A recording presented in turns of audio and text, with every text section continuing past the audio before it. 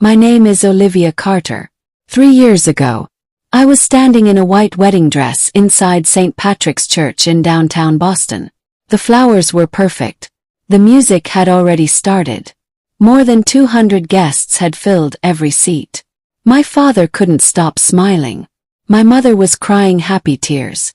Everyone kept saying the same thing. "You look beautiful."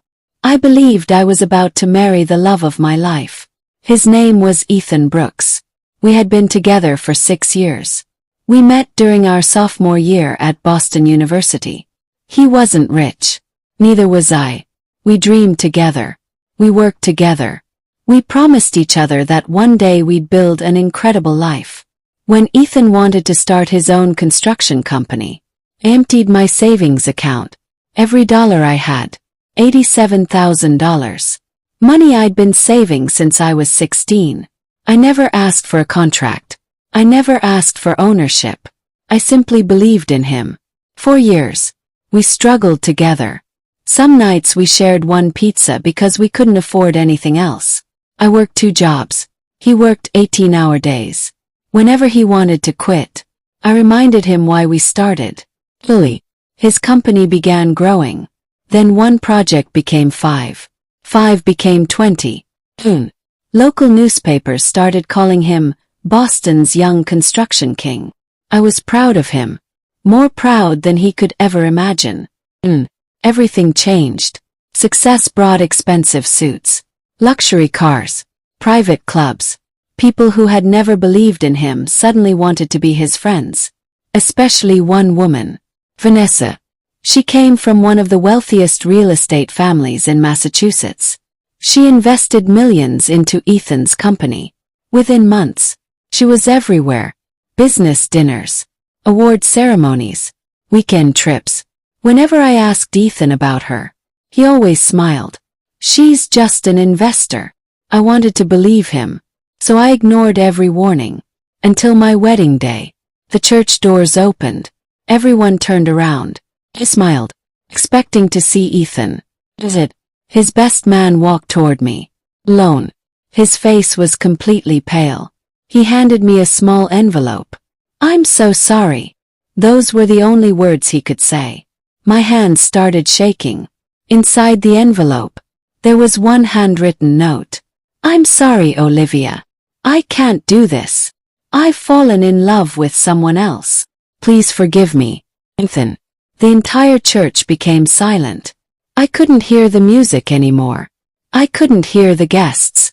I couldn't even hear myself breathing. My father took the note from my hands. His face turned bright red. He whispered, "I'm going to find him." I grabbed his arm. "No. If someone has to beg another person to stay, they've already left." I slowly removed my engagement ring, placed it on the altar, lifted my wedding dress, and walked out of the church, barely holding back my tears. As I reached the parking lot, my phone buzzed. A news notification appeared. Local construction CEO Ethan Brooks announces engagement to real estate investor Vanessa Collins. The article had been published 22 minutes earlier, before I had even walked down the aisle. That was the moment I realized. He hadn't just left me.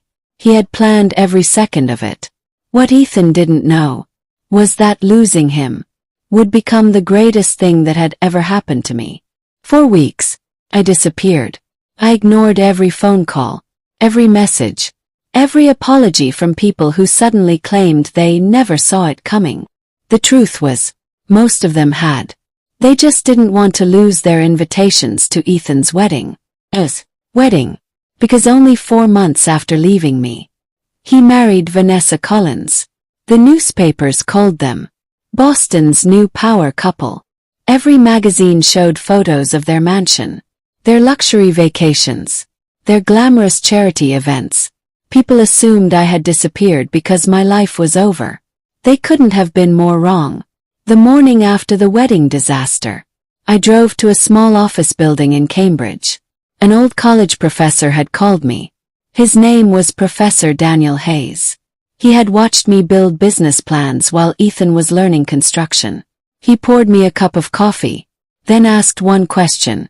Olivia, if you spent 6 years helping someone else build a company, why not build your own? I laughed. I have nothing left. Professor Hayes smiled. No, you still have the one thing Ethan never understood. Your mind. He opened a folder.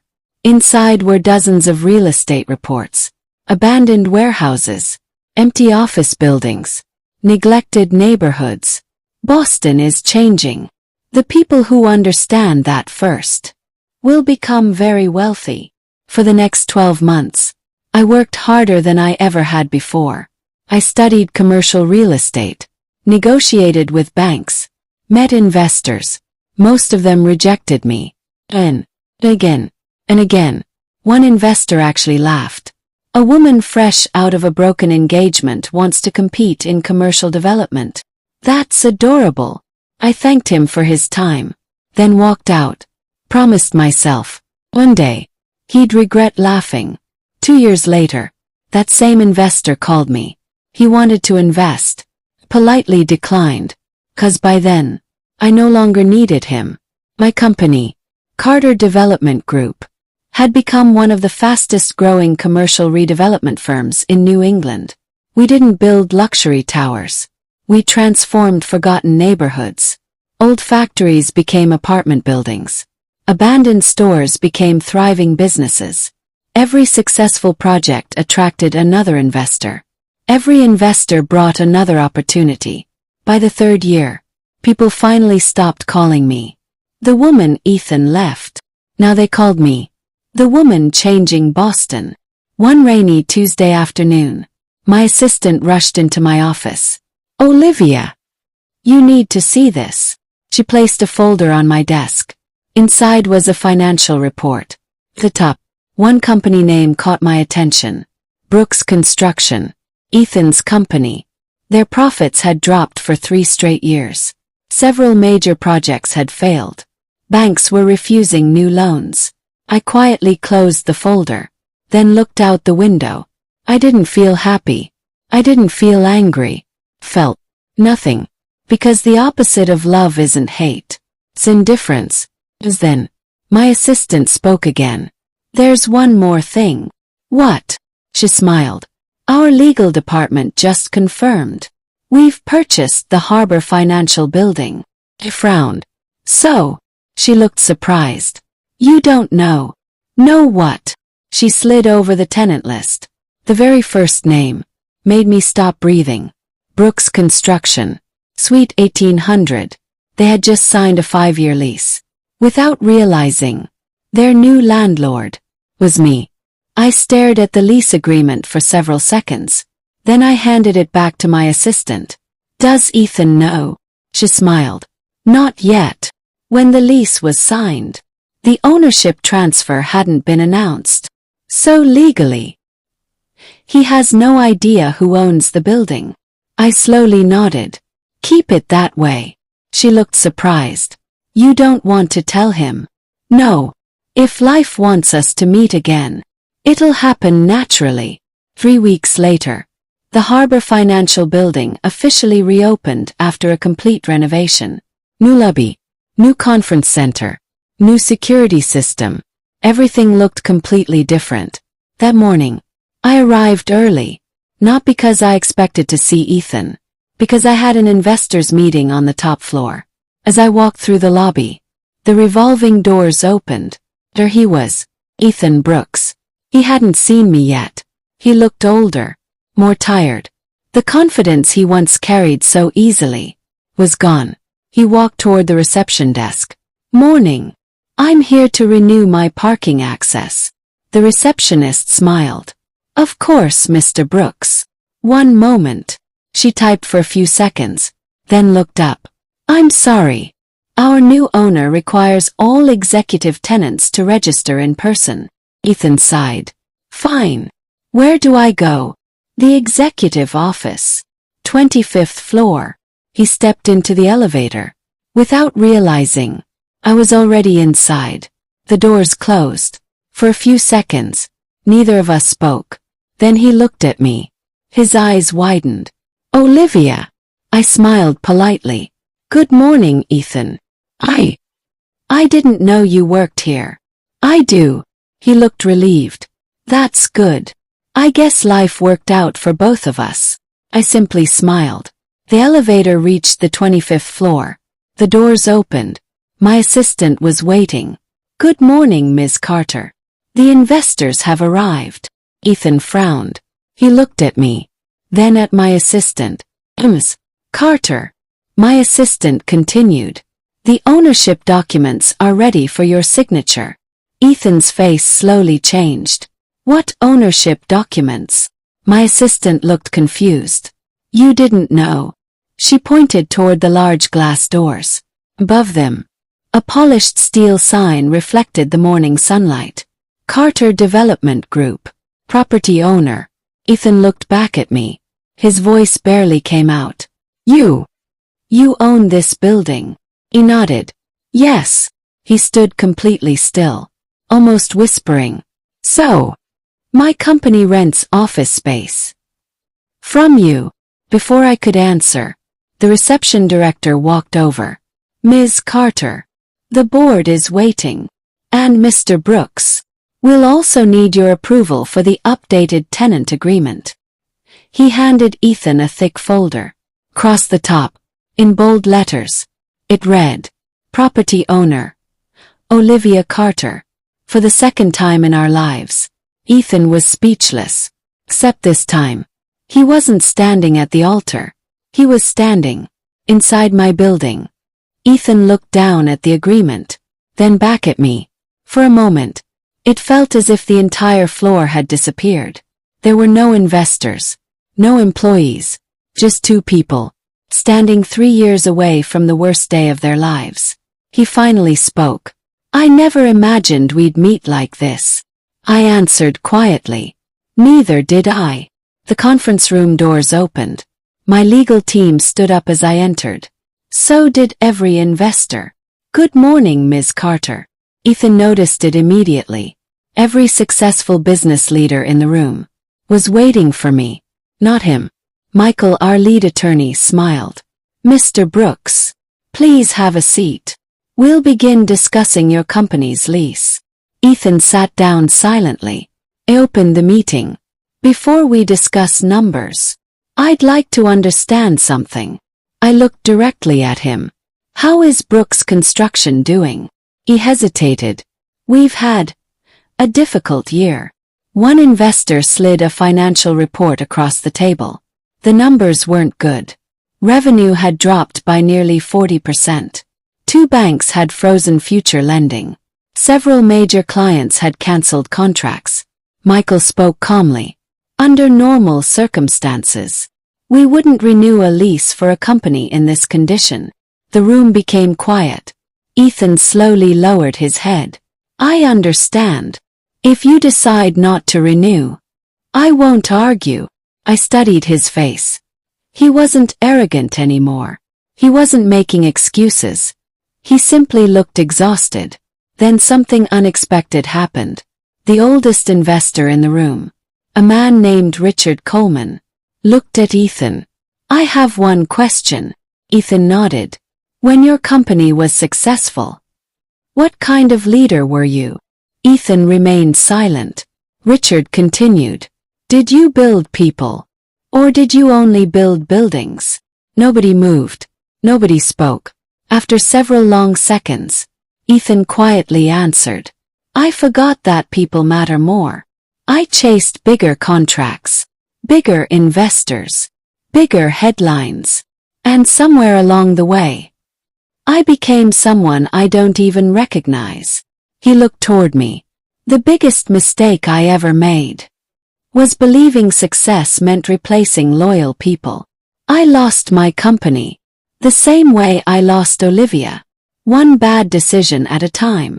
No one interrupted him. Even the attorneys stopped taking notes. For the first time, this wasn't a business meeting anymore. It was a man finally telling the truth. I slowly closed the financial report, then asked one final question. If I renew your lease, what will be different? Ethan looked me straight in the eyes. This time, I'll spend more time earning people's trust. then chasing their applause. The room fell silent again. Every investor turned toward me, waiting for my decision. One signature could save his company, or end everything he had left. I looked around the room. Every investor was waiting for my answer. Every attorney had stopped writing.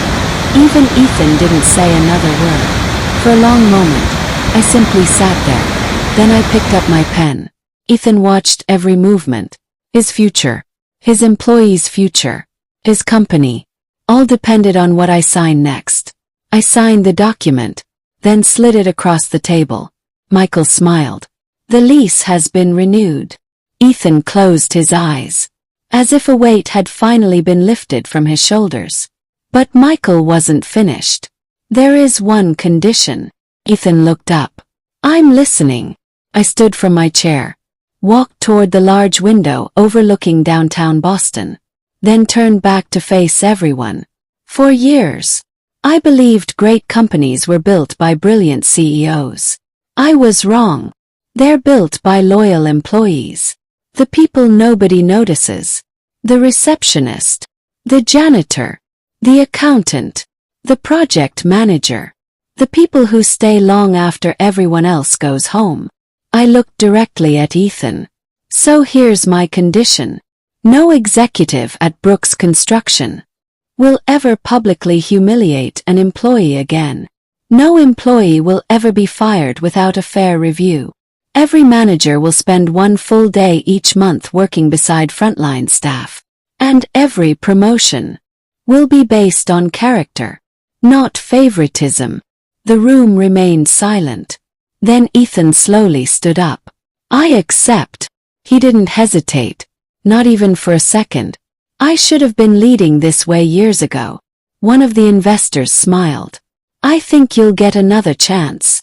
6 months later, Boston Business Magazine released its annual list of the city's best workplaces.